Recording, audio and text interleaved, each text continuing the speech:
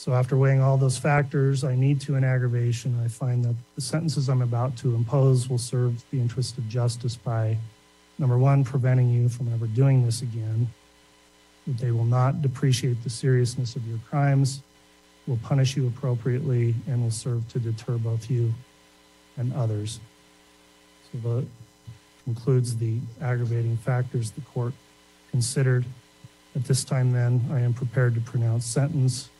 Mr. Thomas, Mr. Archibald, and the defendant, would you please rise for the pronouncement of sentence?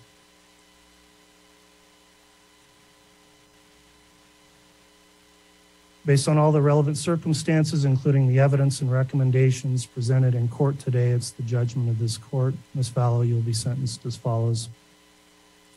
I'll first note I'm going to take up the counts out of order as I want to address the substantive murder sentences first. So on count 2, the charge you were convicted of, the first-degree murder of Tylee Ryan, you are sentenced to the custody of the State Board of Corrections to serve the maximum allowed sentence of fixed determinate term of life imprisonment with no possibility of parole.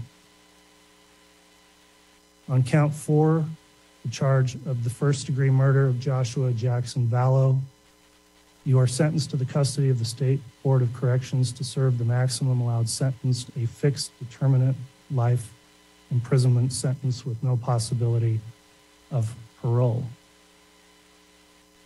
I'll next address the 3 conspiracy counts you've been convicted of, and note under Idaho Code 18-1701, the punishment for those crimes is the same as the underlying offenses you combined to commit.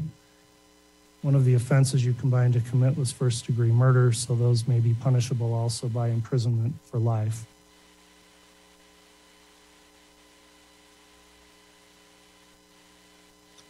When I look at what the appropriate sentences should be for the conspiracy charges, at first I wondered if they should be as long of a term or serious as the substantive murder charges. However, what I've concluded is that these conspiracy convictions merit the same grave punishment for several reasons. First, the conspiracies in which you engaged in have had far-reaching impacts on many people besides the deceased victims.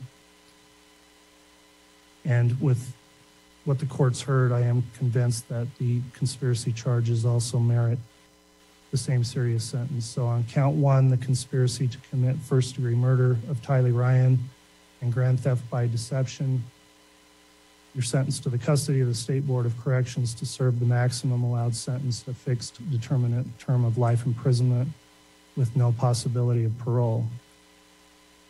On count 3, the conspiracy to commit first-degree murder of Joshua Jackson Vallow and grand theft by deception, you're sentenced to the custody of the State Board of Corrections to serve the maximum allowed sentence, a fixed determinate term of life imprisonment with no possibility of parole.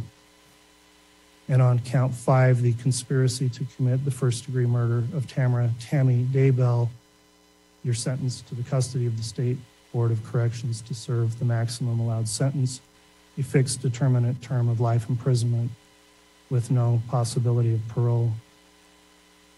Finally, the court will address count 7, which is the charge of grand theft. On that charge, court is going to sentence you to a fixed determinate term of 5 years of prison, followed by an indeterminate term of 5 years of prison for a total 10-year term of imprisonment on the grand theft. Court will next consider whether sentences should be imposed consecutively or concurrently. I generally don't, I'm a pragmatic person, and I've struggled with the point of a consecutive sentence when in Idaho, a life sentence is just that, a life sentence without parole. And I've thought it through.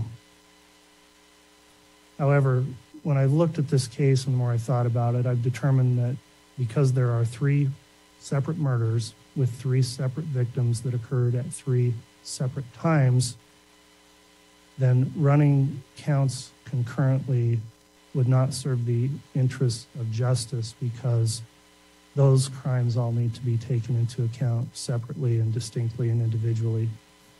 And you need to be held accountable separately for each of the 3 murders. So on those counts, The court will run consecutively the count 2 murder of Tylee Ryan, consecutive to count 4, the murder of Joshua Jackson Vallow, and count 5 will run consecutive to count 2 and 4, the conspiracy to commit first-degree murder of Tammy Daybell. So 3 consecutive life terms of prison. The remaining counts will be concurrent to the counts that are consecutive.